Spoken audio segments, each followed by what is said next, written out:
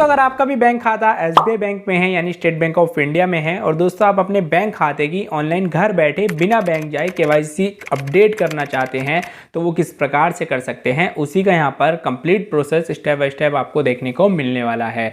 तो दोस्तों यहाँ पर मैं आपको बता देता हूँ कि दोस्तों जैसे कि अगर आपका किसी भी बैंक में अकाउंट है, मान लीजिए सपोज एसबीआई बैंक में ही आपका अकाउंट है या फिर पीएनबी बैंक में अकाउंट है, बैंक ऑफ बड़ौदा में अकाउंट है, तो दोस्तों वहाँ पर क्या होता है जब आप अपना खाता खुलवा लेते हैं तो दोस्तों समय समय पर आपको यानी 5 साल 10 साल के अंतराल में आपको अपने बैंक खाते की केवाईसी को अपडेट कराना होता है। अब दोस्तों होता क्या है कि अगर केवाईसी को अपडेट नहीं कराते हैं तो आपके खाते पे होल्ड भी लगा दिया जाता है। तो इसलिए केवाईसी को अपडेट कराना ज़रूरी है। समय समय पर कस्टमर की जानकारी यानी आधार कार्ड पैन कार्ड अपडेट आपके बैंक खाते में होता रहता है। ठीक है, तो बैंक करता क्या है केवाईसी में आपका आधार कार्ड और पैन कार्ड की डिटेल चाहिए सिर्फ बैंक को, और वो आपके खाते में दोबारा से एक बार क्रॉस वेरिफिकेशन करा लेते हैं और साथ ही सिग्नेचर का भी। ठीक है, तो दोस्तों इस तरीके से ही आपके बैंक खाते की केवाईसी अपडेट होती है। तो दोस्तों अब केवाईसी कैसे अपडेट होती है, ठीक है, तो एक तो देखिए ब्रांच में जाकर आप अपडेट करा सकते हैं। सबसे बेस्ट तरीका तो वही है कि आप ब्रांच में जाइए और प्रॉपर तरीके से एक बार वहां पर जो है अपनी केवाईसी को अपडेट करा लीजिए। हालांकि दोस्तों होता क्या है कि हम समय पर यहाँ पर अपने होम ब्रांच यानी कि जहाँ हमारा बैंक खाता खुला हुआ है उस ब्रांच पर हम अवेलेबल नहीं हो पाते हैं किसी भी रीज़न की वजह से, चाहे अगर आप जॉब कर रहे हैं या किसी कारण की वजह से आप यहाँ पर बाहर गए हुए हैं काफ़ी टाइम के लिए, कुछ भी कारण मान लीजिए आप यहाँ पर समय पर अवेलेबल नहीं है, तो उस केस में आप यहाँ पर अपनी केवाईसी को अपडेट नहीं करा सकते हैं। तो उसी का यहाँ पर मैं आपके लिए सोल्यूशन लेकर आया कि आप ऑनलाइन भी अपडेट करा सकते हैं।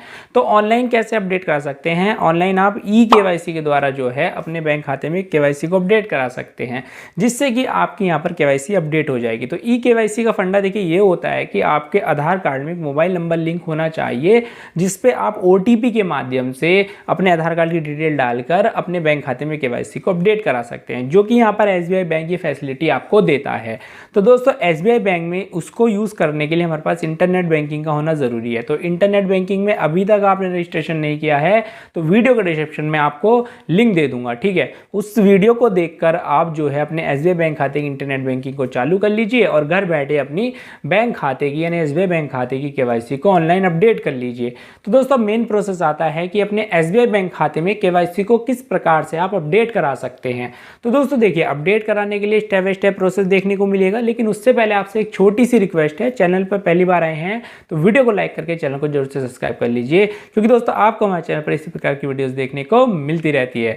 अब दोस्तों बिना किसी तरीके बढ़ते हैं वीडियो में मेन प्रोसेस की। तो दोस्तों हम आ गए हैं अपने मोबाइल फोन की स्क्रीन पर। अगर दोस्तों आप एसबीआई बैंक में अपनी केवाईसी को ऑनलाइन अपडेट करना चाहते हैं घर बैठे, तो उसके लिए सबसे पहले आपके पास इंटरनेट बैंकिंग का होना ज़रूरी है। ठीक है, तो दोस्तों आपको करना क्या है, सबसे पहले जो है एसबीआई बैंक की इंटरनेट बैंकिंग में रजिस्ट्रेशन कर लेना है, जिसके ऊपर ऑलरेडी वीडियो बना रखी है। ठीक है, तो उसकी लिंक वीडियो के डिस्क्रिप्शन में मिल जाएगी, उसे देख कर आप रजिस्ट्रेशन कर लीजिए। अगर इस वीडियो में बताने बैठ गया तो बहुत ज़्यादा लंबी वीडियो हो जाएगी। तो सबसे पहले मेन टॉपिक की ओर चलते हैं, कैसे केवाईसी को अपडेट करना है। तो हमने ऑलरेडी यहाँ पर एसबीआई बैंक में जो है यहाँ पर लॉगिन कर रखा है, मतलब रजिस्ट्रेशन कर रखा है ऑलरेडी इंटरनेट बैंकिंग में, तो उसी की मदद से करेंगे। ठीक है, तो हमारे पास यूज़र नेम भी है और पासवर्ड भी है। तो सबसे पहले मैं यहाँ पर क्रोम ब्राउज़र में चलता हूँ, जो एसबीआई बैंक की ऑफिशियल वेबसाइट है उस पर हम यहाँ पर ओपन करते हैं उसको। ठीक है, तो यहाँ पर जो है एसबीआई बैंक की ऑफिशियल वेबसाइट जो है उसकी लिंक वीडियो के डिस्क्रिप्शन में दे दूँगा इंटरनेट बैंकिंग वाली में।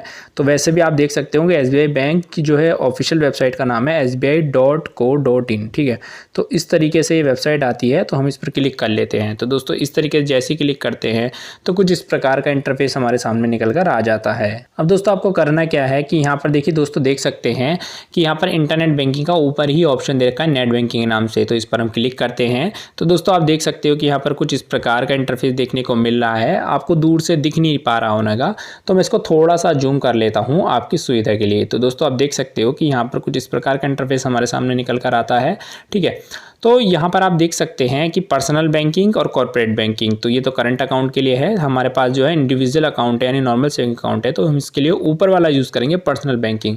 तो इस पर मैं क्लिक कर लेता हूँ, लॉगिन करता हूँ। ठीक है, क्योंकि मेरे पास यूज़र नेम और पासवर्ड इसका है।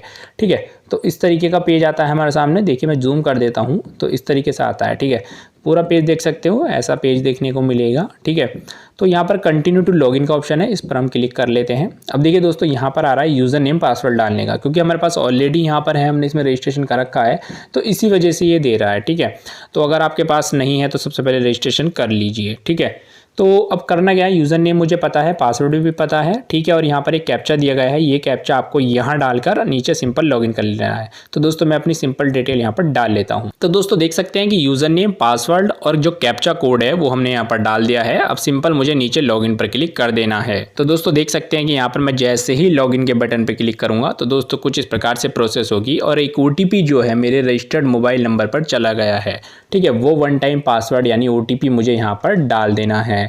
तो दोस्तों देख सकते हैं कि यहाँ पर मेरा OTP आ गया है और वो OTP मैं सिंपल यहाँ पर डाल लेता हूँ। दोस्तों देख सकते हैं कि OTP मैंने यहाँ पर डाल दिया है और यहाँ पर एक बटन मिलेगा आपको सबमिट का, ठीक है। तो अगर OTP नहीं आता है तो click here to send OTP पर क्लिक करके आप OTP दोबारा भी मंगा सकते हैं, लेकिन हमारा OTP हमारा आ गया है, हमने डाल भी दिया तो हम सबमिट पर क्लिक कर देंगे। तो दोस्तों जैसे ही क्लिक करेंगे तो हम इंटरनेट बैंकिंग में लॉगिन हो चुके हैं। अब दोस्तों देख सकते हैं कि मुझे यहाँ पर ऑफर भी दे रहा है कुछ, ये देखिए, congratulation you are a pre qualified SBI credit card. मुझे क्रेडिट कार्ड भी मिल रहा है, पर हालांकि अभी मैं अप्लाई नहीं कर रहा हूँ इस अकाउंट पर, ठीक है। तो इसको हम यहाँ पर स्किप कर देते हैं अभी के लिए, ठीक है।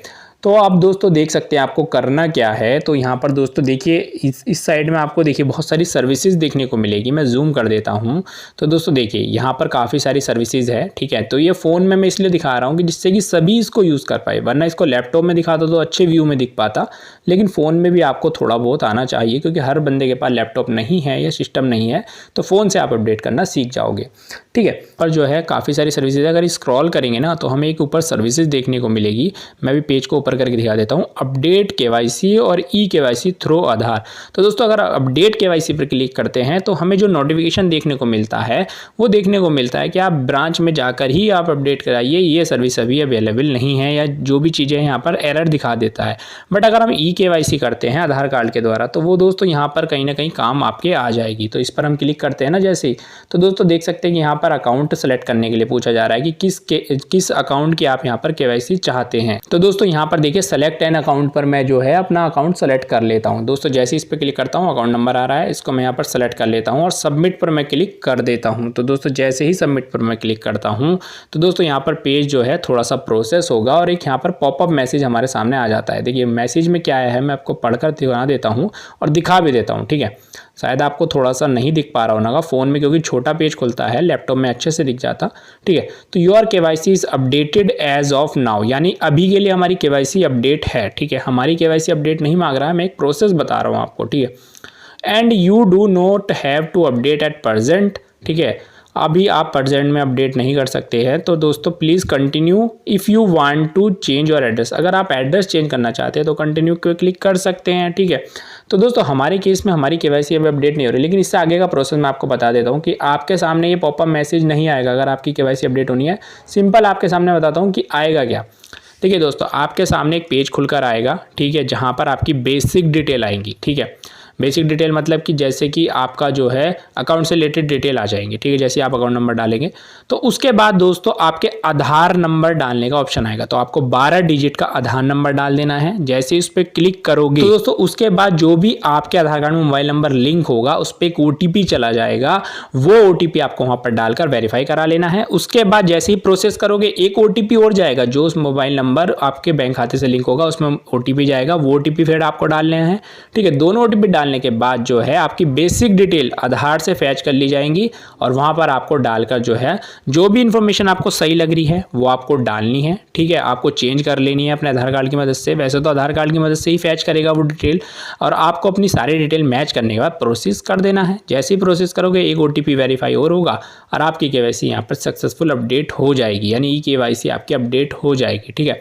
तो इस तरीके से आप घर बैठे अपनी KYC को अपडेट कर सकते हैं। अगर आप चाहते हैं तो मैं इसको अलग से जो है आपको एक प्रोसेस करके दिखाऊंगा। अभी मेरे पास कोई प्रेजेंट में ऐसा अकाउंट नहीं है जिसकी मैं KYC कर सकूं, ठीक है। मैं एक प्रोसेस बताना मेरा आपको जो एक मोटिव था कि मैं आपको एक प्रोसेस बता दूं सिंपल सा, तो आपको पता चल ही गया होगा प्रोसेस। अगर कोई दिक्कत आ रही है तो आप मेरे से कमेंट सेक्शन में पूछ सकते हैं। तो दोस्तों मैंने आपको कंप्लीट प्रोसेस SBI बैंक की KYC अपडेट करने का ऑनलाइन बता दिया है। तो दोस्तों उम्मीद करता हूँ कि आपने यहाँ पर कंप्लीट प्रोसेस समझ लिया होगा कि किस प्रकार से आप यहाँ पर SBI बैंक खाते में अपनी KYC को ऑनलाइन कैसे अपडेट कर सकते हैं।